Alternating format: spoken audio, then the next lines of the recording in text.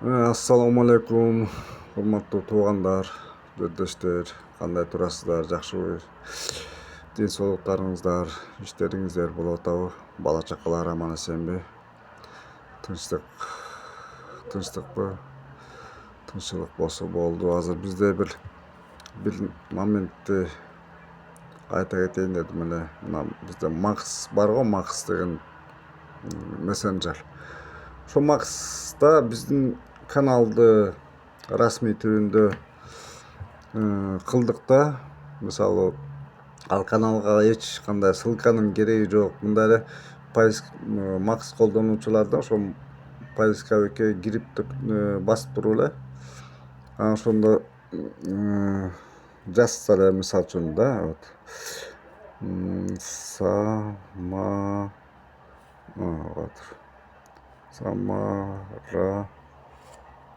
Самара дагы деп жазылганда эле, издей баштаганда эле мындай чыгып калат биздин канал. Ошого басканда эле анан эметип чыгат да.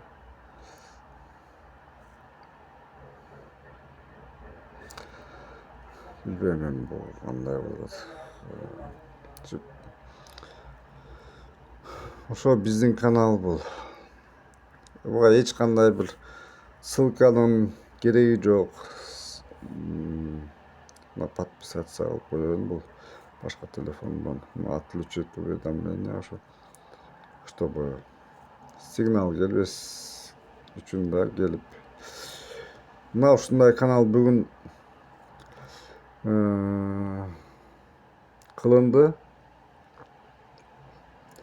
Расмий каналдардан болуп эсептелет.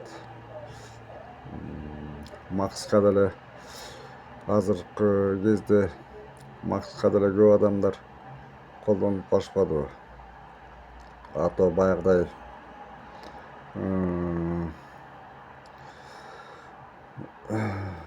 кандай десем, интернеттен, соцсетиден же ютубтан айтып жатышпады эле.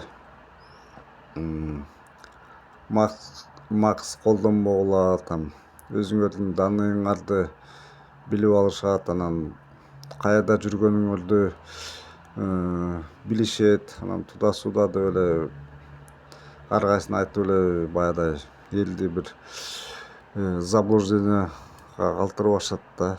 Эми ал антип Макска эмет колдонбогон кезде деле баарыбызды билишет да, мындай караганда.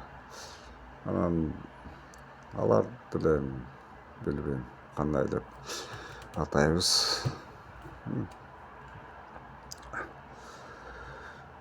Ошо мен ошол жагын эле айтайын дедим эле.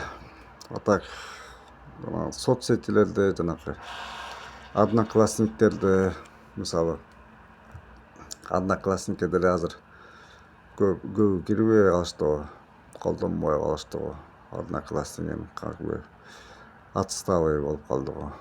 Эми ким билсин, баары бир колдонуучулар бар деңиздерчи. Просто Одноклассники, ВКонтакте, бирок бул Одноклассники, ВКонтакте же бул Макс деген бул ошо Орусиянын эле тиркемелеринен болуп атпайбы? Ошон үчүн булар VPN жок эле иштей берет да. А берки VPN менен иштегендер жанакыдай эмнелер, көп эле жана зарубежный соцсетилер же сайттары ошо VPN аркылуу колдонуп атышпайбы кирип. Бирок негизи бул азырда көпчүлүк учурда интернет дагы ылдамдыгы азыраак болуп калып жакшы иштебей калып атат да. VPN дагы же там эме WhatsApp'тар, ар кандай эмелерчи. А бул интернет слабый болгондо деле булар кире берет да, колдонсо боло берет булар. Макс эми айтпасак деле баарыңарга эле белгилүү болсо керек. Ошо анан кандай десем дагы баягыдай ким билсин эми Самарада эми канча жылдан бери жүрөбүз. Самарада кыргыздар деле анча калбагандыр деп ойлоп жүрөм да. Мурун ичине арбыныраак өңдүү эле да. Мисалы үчүн 7-8 жыл мурун ичине көбүрөөк эле. Азыр ар ким ар кайсы жака кетти да. Мисалы Москвага же башка шаарларга там чоңураак дегеним. Бирок Самарада деле баягыдай отурукташып калган биздин жарандардан бар эле деп ойлойм. Бирок эми ошо биздин мекендештер кандай десем, бирок эми бул өзбек туугандар деле көп болуп атпайбы? Өзбек туугандар, тажиктер деле кичине арбыныраак, өзбектер андан көп. Баягыдай статистикага караганда салыштырмалуу өзбектер 50 миллионго жетип атпайбы өзбек калкы? Эми ошонун баары эми көбү эле бул Россиялап жүрөт да, эми кыргыздардан деле көп эле бар го, бирок өзбектерге караганда азыраак да негизи.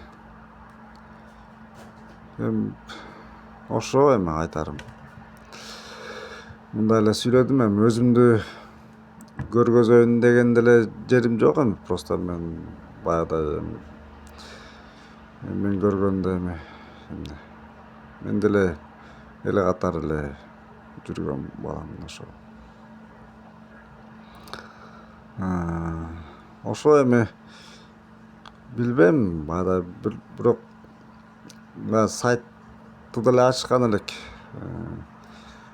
Жердеш -163 дегенчи.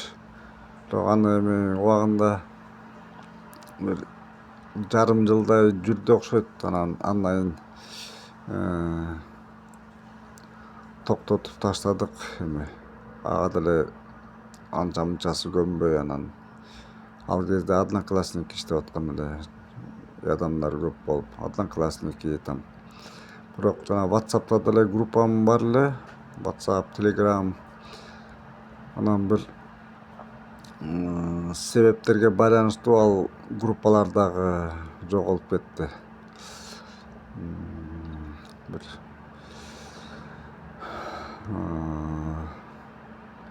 ошо эми болуп туруңуздар, анда ошо саламатта болуңуздар дагы. Сүйлөшүп тураттырбыз эми. Ошону айтып коеюн дедим. Ошо.